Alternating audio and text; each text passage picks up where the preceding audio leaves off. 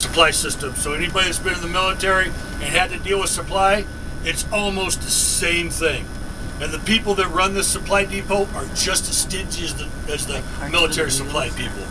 Try to get a pair of gloves or something from these guys. And I think the last time I went and got a high visibility vest or something from them, I think I had to give them like a pint of blood for my dog or something to be able to get that. But the reason we have a supply system, a supply depot here, is because it's really not practical for us if we need something to go to Walmart and get it. Yeah. You know, oftentimes if we need some paper, we don't just need a box of paper or ream paper. We usually need 20 pallets of paper. Or if we need pens, we probably need like 3,000 pens. So, and there's no place within, you know, a reasonable range in North Platte that we can just do that. So they supply everything. Everything we use at Bailey Yard usually comes through supply, from diesel locomotive engines, turbochargers, to pens of paper, toilet paper, you name it. Okay. Anything we use here goes through supply. Bottles of water, we use probably thousands of bottles of water per day here. So the big building you saw next to that, the diesel shop, it's got, I believe it's 11 bays in there. They can hold, and I'm not 100% sure on this, but I believe they can hold about 55 locomotives in there. They can do virtually anything that a locomotive may need. They can rebuild engines, they can replace engines, remove traction motors, they can do body work, structural work, anything that needs to be done in there. And they can change the oil if they need to. So.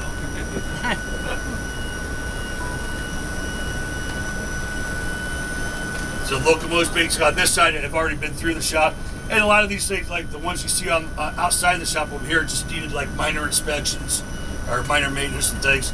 So they don't really have to go through the shop itself, so they do it out here.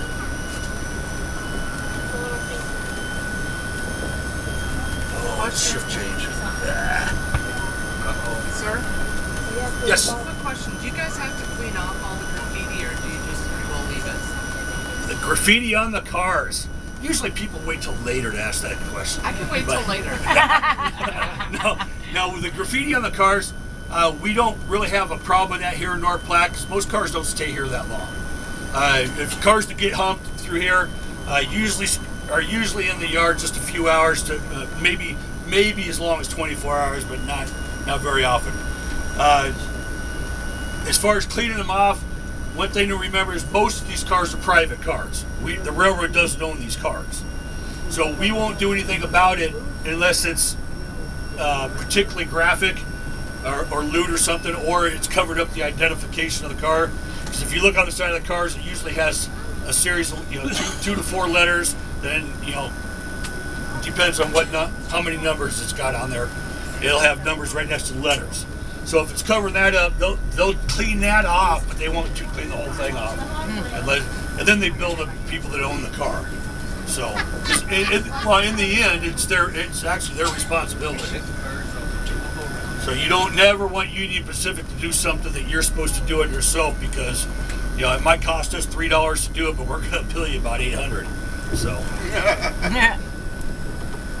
Okay, now go ahead. We'll go around like we normally do. You go straight. Straight through? Yeah, straight through right here. Now, we were talking earlier about the bolt tracks and everything. We'll get a real good look at how those bolt tracks look, how they split off, and we'll also be able to see the retarder system. And up here, there's a bunch of retarders that we actually replaced here a couple years ago, so they'll be right next to the bus, so you'll be able to see them. Unfortunately, we're at shift change right now, so we're not. Well, I guess we are humping some cars. Yeah. So, oh, you guys are in luck today. No, look at it, they're coming down. Yep. So here's kind of 3 cars coming down. So now right now, there's a series of speed guns on this thing watching it, monitoring the speed of these cars. You're gonna hear loud. So once they go, now these ones are moving pretty quick. So the retarders, they're slowing them down right now. See, I'll show you how they work up here. And this isn't too bad right here. If they were real heavy cars and they were really moving fast, you know, the fingernails on a chalkboard don't come close to this thing. Oh, really? Yeah, it can get really. But from a distance, you can hear this all over town. But from a distance, it actually sounds like whales. Oh, Whales no kidding. calling each other. a real soft sound. I'm gonna pull up a little bit further here in a minute. See those airbags? Now here on the left, these are the retarders I was talking about. You don't see the rails going through the middle of them, but you can see as we go up, those rails, the brake system is actually kind of split apart, Oh, yeah. and the rail will be between them. So as the car goes down, if they need to slow it down, they just Look at this. those get activated and they just squeeze the wheels. And then that outside. Now, if we have to, with these retarders, we can actually stop a car in its tracks. So it's I mean, the heaviest cars we got, we could just stop them instantly if we have to.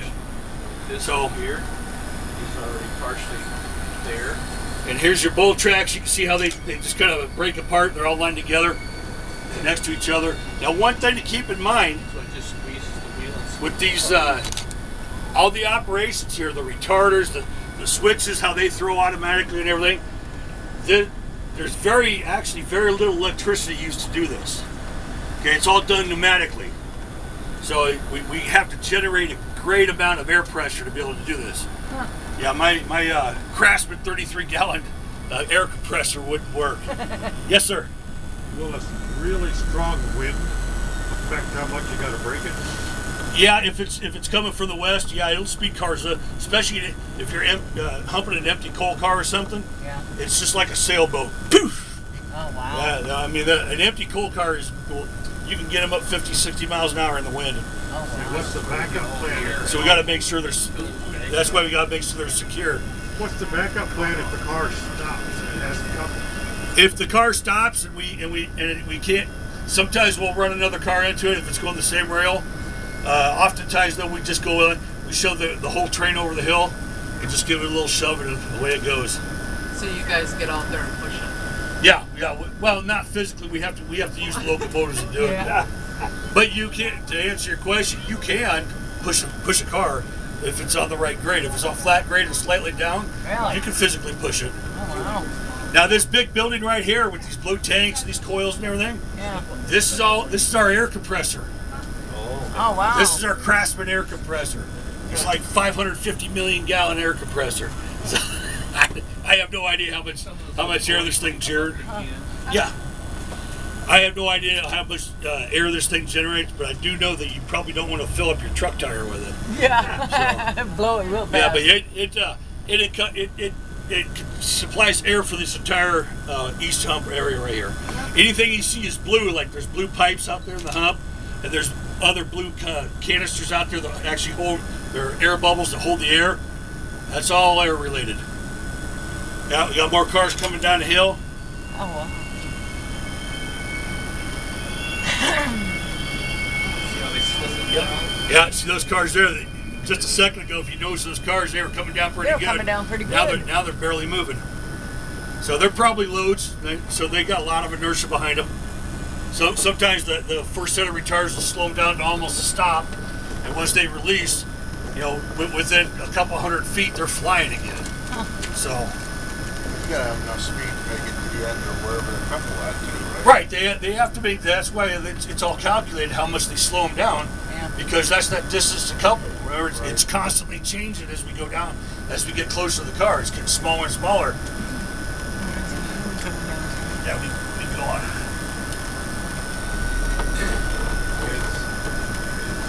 Is one hump newer than the other? Excuse me? Is one hump newer than the other? Yeah, we do have two humps in this yard. This is the east hump. We do have a west hump. I believe the west hump is newer than the east hump. I'm not 100% sure on that. It's quite. We'll go past that here in a little while, and you'll see that the west hump is actually considerably smaller than the east hump. Look at that, you can see where the engine You got questions, sir? Are pushing them down. How fast? No, this is about right. How much do we hump? Each shift will usually hump between 500 and 700 cars per shift. Wow. So you times that times 3, because we run 3 shifts a day every day here, and that's you can hump up to 2,100 cars Wow, that's a lot per of shift cars. just from this. And remember, we have another hump, so 4,200 cars a day we're capable. We could probably do a little more, give or take. You depending on how much traffic we got. Wow. How are they uncoupled? The way they're uncoupled is once those cars get shoved to the top of the hill, they hit that apex. It puts the joints or the knuckles where they're coupled together. It puts that in what we call a neutral state. And in that neutral state, there is a pin release up there. There's just a little pin that holds those together, and it holds those knuckles that actually locks them in place. Once you pull that up, you release it. Once that cut of cars or that car starts pulling away from it, it'll separate and it'll pull away from the rest of the train. Wow. What's that? What pulls up the release? What pulls up the release is a person. There's a train person up there.